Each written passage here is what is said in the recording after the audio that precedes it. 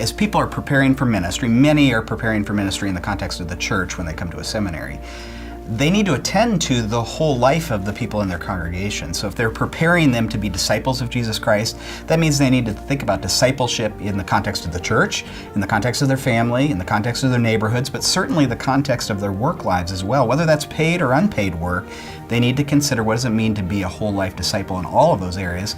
So their pastors and their seminarians who are preparing for pastoral ministry need to understand that as well. We are seeing faculty and staff and administrators together kind of shift the needle on their understanding of whole life discipleship. We want certainly faculty to get these concepts because they're going to be engaging students in the classroom environment.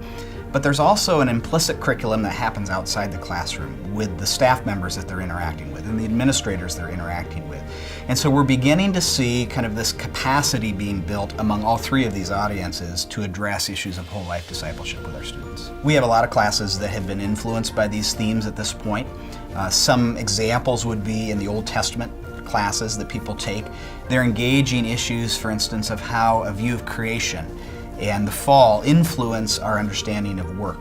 That work was made good, that it came before the fall, that we are made in God's image as people who are workers and are value creators for others.